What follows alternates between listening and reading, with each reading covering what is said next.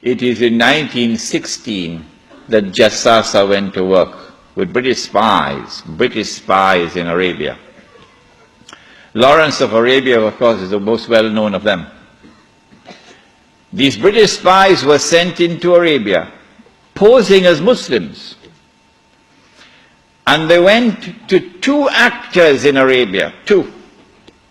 One was Sharif al-Hussein, who was appointed by the Khalifa in Istanbul as the Sharif of the Hijaz, Mecca and Medina, in control. Mecca was under the control of an Arab battalion, but Medina was under the control of a Turkish battalion. And I wish I could understand why the Khalifa insisted on the Turkish battalion under the leadership of Fakhri Pasha to defend Medina. I don't know why. So when the British spies went to Hussein, they offered him the moon. They offered him the moon. We will liberate the land of the hated Ottoman Turks, and we will give you independence and freedom, and you will now become the king of the Arabs. Remember, Britain is not talking about khilafah. No, we'll make you the king of the Arabs. And we also prepared to offer you a little, you know what, just £7 million. Huh? £7 million at that time is what Bill Gates has now. Sharif Hussein, the great-great-grandfather of Abdullah in Jordan now, then betrayed the Prophet Muhammad ﷺ, betrayed 1400 years of history of this ummah, violated the plain and clear command of Allah subhanahu wa ta'ala in the Quran in Suratul Ma'idah, in which He commanded us, Ya ayyuhalladhina amanu la tattakhidhul yahuda wal nasara awliya. Do not take the Jews and do not take the Christians as your awliya. Do not establish an alliance with them in which you become dependent upon them and subservient to them. Do not do that, says Allah. بَعْدُهُمْ أَوْلِيَاءُ بَعْضٍ. They are protecting friends of each other. وَمَنْ يَتَوَلَّهُمْ مِنْكُمْ فَإِنَّهُ مِنْهُمْ. Whosoever from amongst you turn to them for that kind of an alliance, you no longer belong to this ummah, you now join them. Inna Allah la yahdi al-qawm al-zalimin. Surely Allah will never provide guidance for a people who commit such an atrocious act of wrongdoing. And this is precisely what Sharif Hussein did, and what all his descendants from that day to this day have been doing. But the chickens are coming home to roost now for Abdullah. And the chickens are coming home to roost for Abdullah. When Mr. Bush attacks Iraq, then you're going to see Abdullah's suitcases at work. Yeah. They're all packed already, you know. They're all packed already. As soon as Mr. Bush attacks Iraq, you'll see where Abdullah is going to be heading for. Sharif Hussein now accepts 7 million sterling pounds and enters into a military alliance with Britain and declares himself independent of the Ottoman Khalifa. Once the khilafah in Istanbul had lost control of Mecca and Medina, had lost control of the Haramain, had lost control of the Hajj, you pull the carpet, you pull the rug from underneath the feet of the Khalifa. His khilafah is now losing legitimacy. Can anyone be Khalifa? Can you appoint a Khalifa here in downtown Lakemba? Can Mullah Umar have been recognized as the Khalifa? No, why not? Because when the Hajj comes, Amirul Mu'mineen Mullah Umar will have to apply for a Saudi visa to perform the Hajj. Huh? And if the Saudis reject the visa, the Khalifa can't perform the Hajj. Alright? And so the British calculated, if we can wrest control of the Haramain and the Hajj away from the Khalifa in Istanbul, then the legitimacy of his Khilafah will begin to crumble. And so this was 1916. The British spies then went to the second actor in the Arabian Peninsula. I mean, Britain has a PhD in deception. If you want to destroy the Khilafah, okay, you have to make sure that it cannot be restored. How can you take the entire world of Islam with so many ulama and ensure that not only is the Khilafah destroyed, but it cannot be restored? That's a tall order.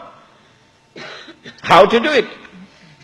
The answer is, you not only have to liberate the Haramain from the control of the Khalifa in Istanbul, but you have to put it in the control of those who will not themselves claim the Khilafah and will not allow anyone else to claim the Khilafah.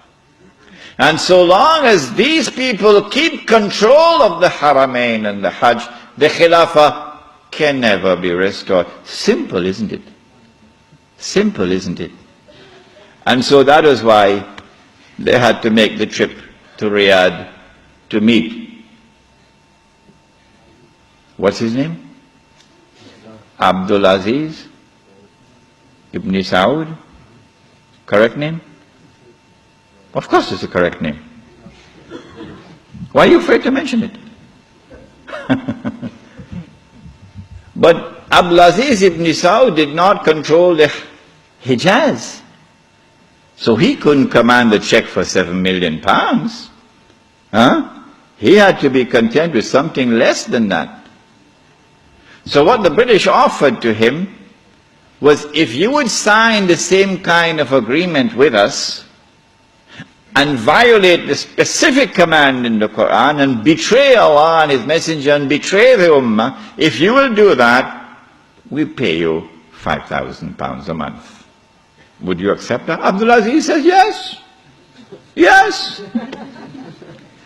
And in 1916, Abdul Aziz ibn Saud signed an agreement with Britain. Yes. Which made of him a military ally of Britain, subservient to Britain. But when the Ikhwan, who were his military force, questioned him, how can you sign this agreement with Britain? And how can you accept this money from Britain, £5,000 a month? Abdul Aziz ibn Saud says, this is jizya.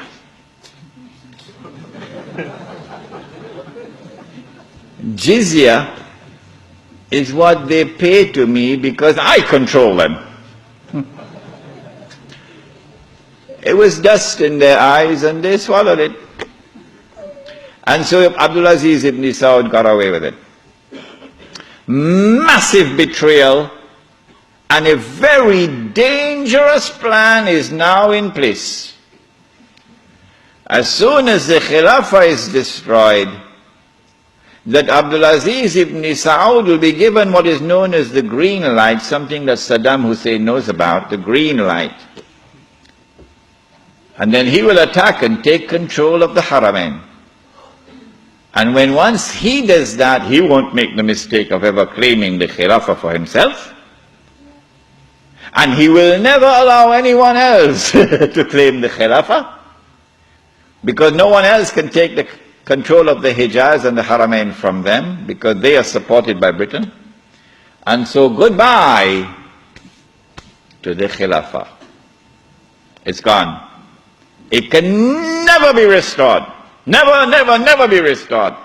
So long as Britain and the United States of America on the right, the security of the Saudi state, you can never, never, never restore the khilafah.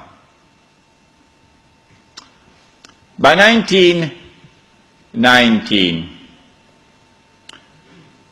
the Ottoman Empire was in shambles, falling apart, and a British army under General Allenby, with many Arabs and Punjabi Muslims fighting faithfully under his control, attacked the Turkish garrison which was defending Jerusalem, defeated it, and liberated the Holy Land.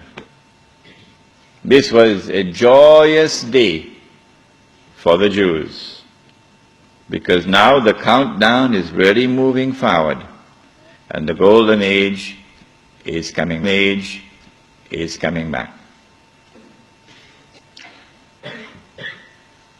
In the same 1919, when the Ottoman Empire is collapsing, and it is losing all its non-Turkish possessions, all the Arab parts of the Ottoman Empire are falling away, the Greek army now invades the Turkish mainland, Anatolia. And the Turkish people now have a tremendous fright in their hearts, because the Greeks hate them with a PhD in hatred. So Britain now has to create a Turkish general who would appear to the Turkish people as a savior who has come down from the heavens with his hands resting on the wings of angels to save the Turkish people. And so at a place called Gallipoli, a man named Mustafa Kemal inflicts a defeat on the ruling state in the world, Britain, and immediately climbs the ladder to become the hero of all heroes in Turkish history. Very convenient, isn't it?